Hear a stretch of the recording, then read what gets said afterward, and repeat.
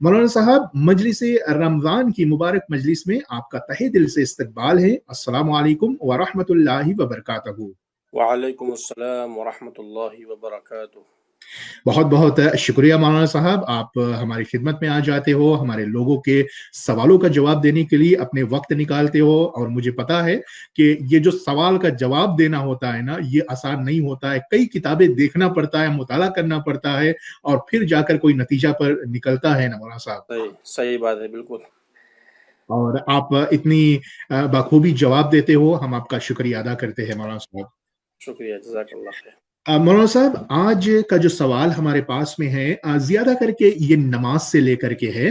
और बहुत ही अच्छा ये मजलिस है जिसमें हमारे जो लोग हैं, जो नमाजों को अपना सही कर लेते हैं अगर कहीं पर वो गलतियां कर रहे थे या किसी भी मसले में ना।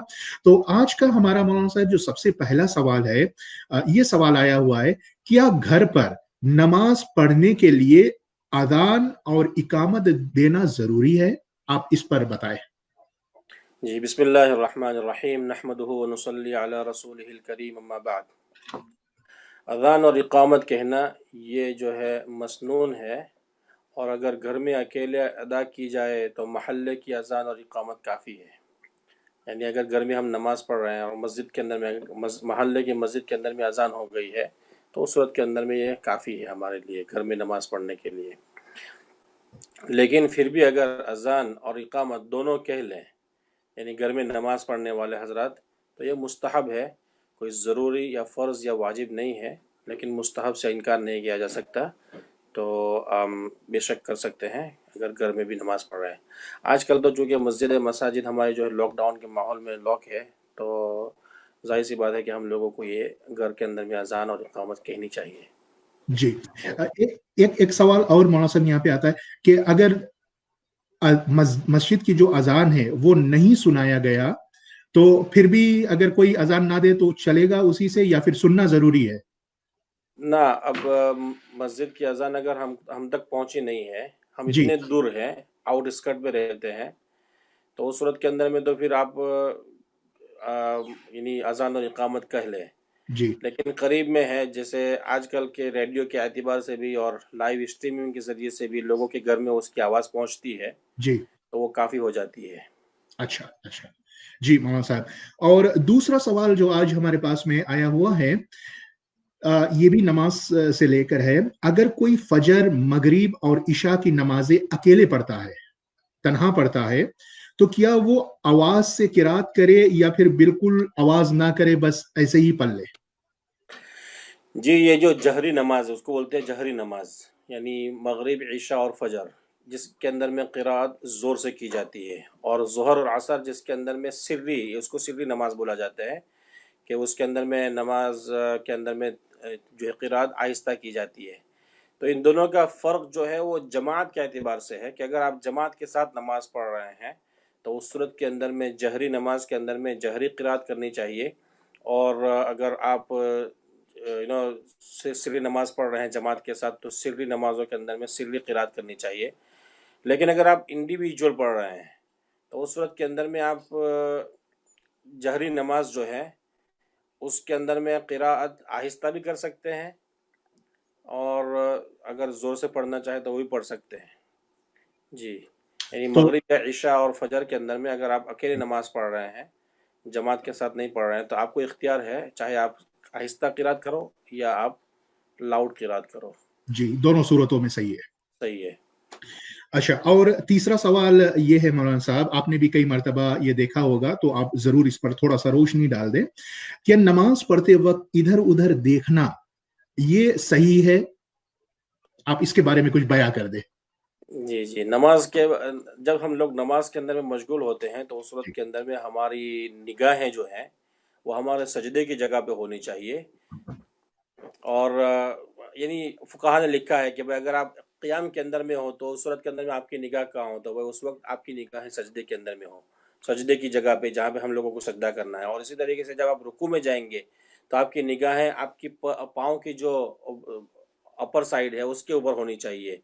और इसी तरीके से अगर आप सजदे के अंदर में हैं तो सजदे के अंदर में आपकी निगाहें आपके नाक की तरफ होनी चाहिए। और इसी तरीके से अगर आप कायदे के अंदर में बैठे हुए हैं تو اس صورت کے اندر میں آپ کی نگاہیں آپ کی گود میں ہونی چاہیے، اور جب سلام پھیریں گے تو اس صورت کے اندر میں آپ کی نگاہیں آپ کے داہنے شولڈر کی طرف اور بائیں شولڈر کی طرف بائیں طرف کریں گے تو یہ طریقہ بتایا گیا ہے فقہا نے کتابوں کے اندر میں۔ اور اگر ہم لوگ یعنی نماز کے اندر میں کھڑے ہیں اور اسی طریقے سے ہم اپنے منہ کو ادھر ادھر کر رہے ہیں، اور اس صورت کے اندر میں باہر سے دیکھنے والا شخص اگر یہ سمجھ رہا ہے کہ یہ انسان جو ہے نماز کے اندر میں نہیں ہے، تو اس صورت کے اندر میں اس طریقے سے کرنا اس کے لیے جو ہے وہ نماز کے توڑنے کا باعث بنے گا، مکروہ تحریمی ہوگا۔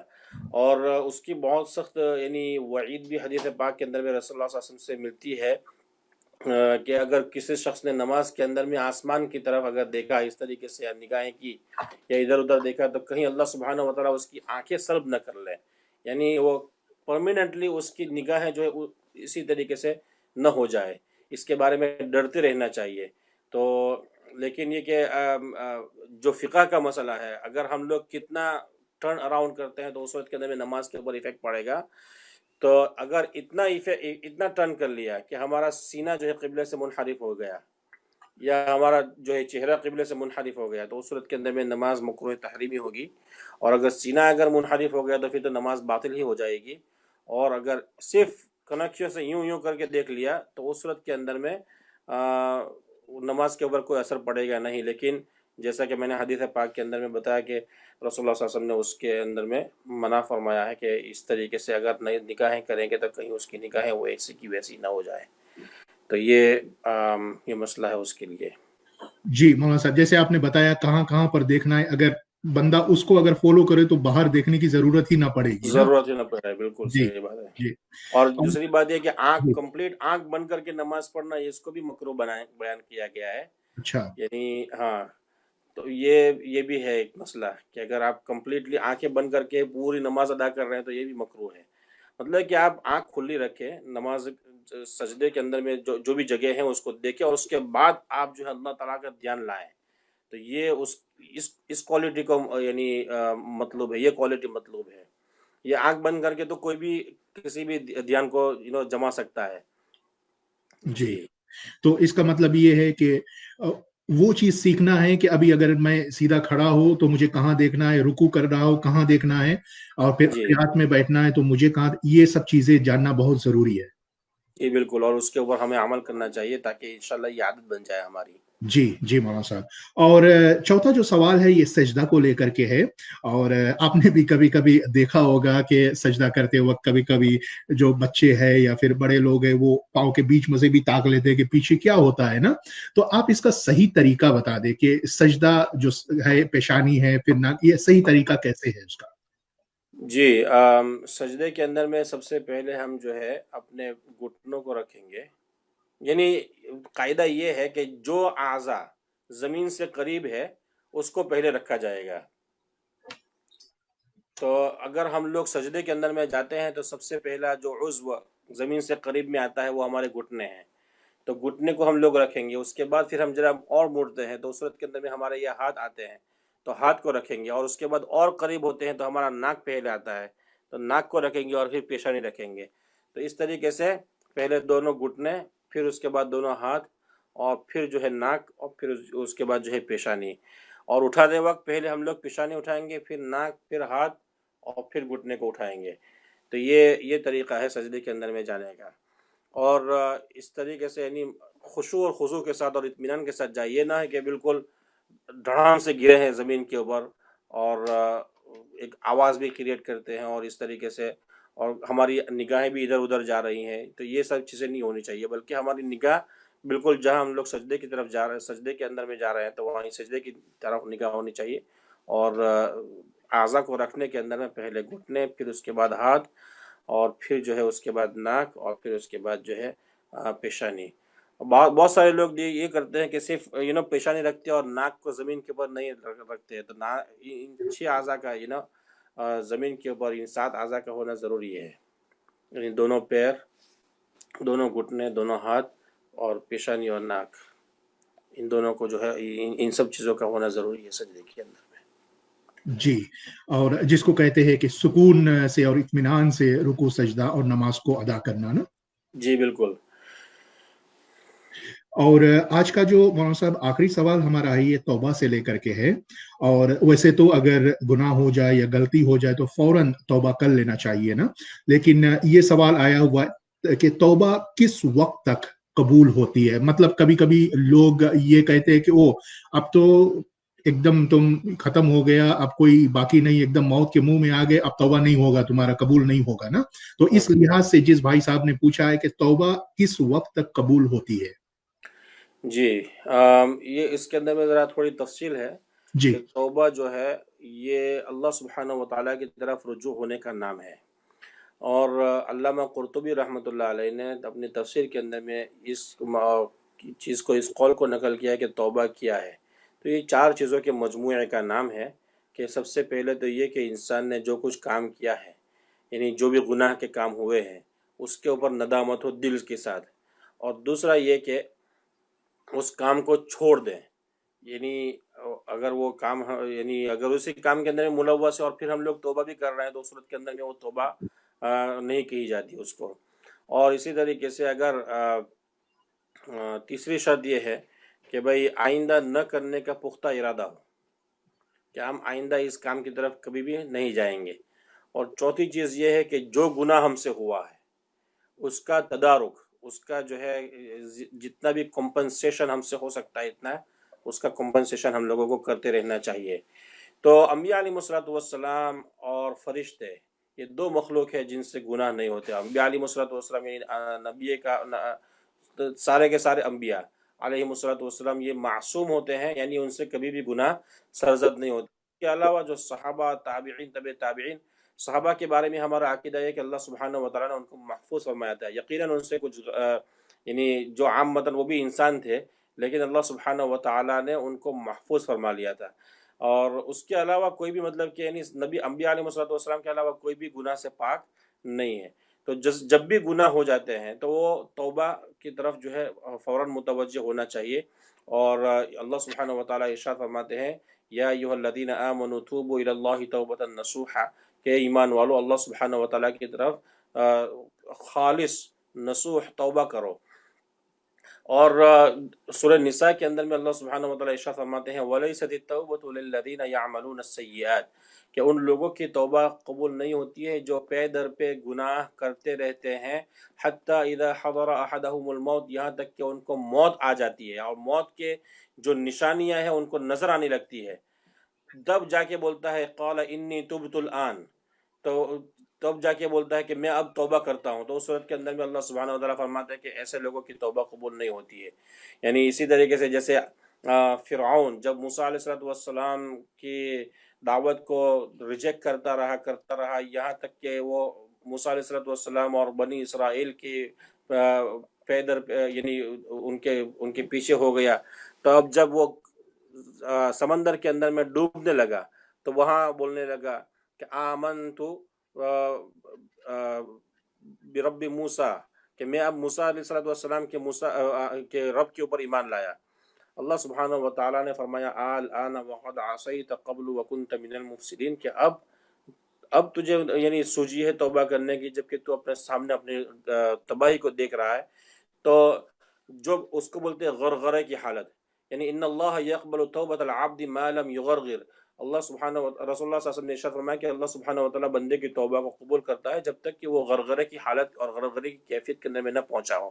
تو غرغرے کی کیفیت یہ ہے کہ انسان کا ایک پیر اس دنیا میں ہے اور ایک پیر آخرت کے اندر میں ہے، اور وہ آخرت کی جو مغیبات، جو غیب والی چیزیں ہیں وہ اب اس کے اوپر آشکارا ہونے لگی ہے، اس کے اوپر صاف ظاہر ہونے لگی ہے. تو اس وقت تک مؤخر نہیں کرنا چاہیے توبہ کو، بلکہ اس سے پہلے یعنی اگر توبہ کرتا ہے تو انسان اللہ سبحانہ و تعالیٰ اس کی توبہ کو قبول کر لیتے ہیں. اور اسی طریقے سے توبہ کے اوپر جو ہے یعنی گناہ کے اوپر اصرار بھی نہ ہو. یعنی ایک گناہ کیا اور پھر اس کے بعد اس کی توبہ اور پھر اس کے بعد واپس بار بار اس گناہ کو ہم ریپیٹ کر رہے ہیں اور اس امید کے اوپر کہ بھائی ایک دن میں توبہ کر لوں گا. تو یہ چیزیں بھی ہم لوگوں سے جو ہے ہوتی رہتی ہے، سرزد ہوتی رہتی ہے. اللہ سبحانہ و تعالیٰ ہمیں معاف فرمائے اور ہمیں جو ہے سچی پکی توبہ کی توفیق عطا فرمائے موت سے پہلے. یہ دعا ہمیں ہر ہمیشہ جو ہے کرتے رہنی چاہیے کہ اے اللہ مجھے موت سے پہلے سچی پکی توبہ کی توفیق عطا فرما. اور جب بھی ہم سے کوئی گناہ ہو جائے تو اس صورت کے اندر میں ہمیں چین نہ آنا چاہیے جب تک کہ ہم اس گناہ سے توبہ نہ کر لیں۔ اگر یہ خالص نیت ہوگی توبہ کی تو اس صورت کے اندر میں جو ہے اللہ سبحانہ وتعالیٰ قبول کر لے گا، جیسا کہ میں نے جو 4 شرطیں بتائی۔ اب اگر فار ایگزامپل ہم نے بہت ساری نمازیں ہیں جو ہے اس کو چھوڑ دیا ہے، تو یہ نمازوں کا چھوڑنا یہ بھی تو گناہ ہے۔ اب ہم لوگ کہہ رہے ہیں کہ ہم توبہ کرتا ہوں، اب توبہ کرنے کے لیے اس نے توبہ کر لی، لیکن اب جو چھوٹی ہوئی نمازیں ہیں اس کا کیا؟ تو بھائی اس توبہ کرنے کے ساتھ ساتھ جو اس کا تدارک بھی ہے نا، تو وہ یہ کہ ہم لوگ اس قضاء عمری کو کرتے رہیں، یعنی جب بھی ہم نئی نماز پڑھیں گے اس سے پہلے ہم لوگ جو ہے وہ پرانی جو قضا ہوئی ہے اس کو بھی پڑھتے رہیں۔ ایٹ لیسٹ آپ یہ اللہ کے بارگاہ میں یہ دکھا رہے ہیں کہ جو مجھ سے چھوٹا ہوا تھا، جو مجھ سے گناہ ہو گیا تھا، میں اس کا تدارک کر رہا ہوں اور اس کو جو ہے پورا کرنے کی کوشش کر رہا ہوں۔ اسی طریقے سے زکوٰۃ، اسی طریقے سے اور بہت ساری چیزیں ہیں کہ اگر ہم سے گناہ ہوا ہے، کوتاہی ہوئی ہے، تو سب سے پہلے تو یہ کہ اس کے اوپر ندامت ہو، دوسرا یہ کہ آئندہ کبھی بھی اس گناہ کی طرف لوٹنے کا عزم مصمم ہو، اور اسی طریقے سے تیسرا یہ کہ ہم جو ہے اس کے یعنی ایک تو یہ کہ اس کا تدارک ہو، اور پھر اس کے بعد کبھی بھی اس کی طرف لوٹنے کا ارادہ نہ کرے، اور اللہ تعالیٰ سے توبہ مانگے، گڑ گڑائے اور روئے اور عاجزی کرے، اور جتنا ہو سکے اس کا جو ہے کمپنسیشن کرتے رہے انشاءاللہ۔ جی مولانا صاحب، بہت ہی پیارے انداز میں آپ نے سمجھایا ہے، اور امید ہے کہ جس بھائی صاحب نے ہمارے پاس میں یہ سوال بھیجا تھا ان کو اس کا جواب مل گیا ہے، اور باقی جتنے بھی لوگ سن رہے تھے اور ضرور انشاءاللہ اس پر عمل کریں گے۔ مولانا صاحب بہت بہت شکریہ، آپ ہماری خدمت میں شامل ہوئے ہیں، اور اللہ آپ کو جزائے خیر عطا فرمائے، اور ایک بار انشاءاللہ پھر کل ہم اسی وقت آپ کے ساتھ میں ہو جائیں گے۔ انشاءاللہ، جزاکم اللہ خیر۔ اللہ حافظ۔ اللہ حافظ، السلام علیکم۔ وعلیکم السلام۔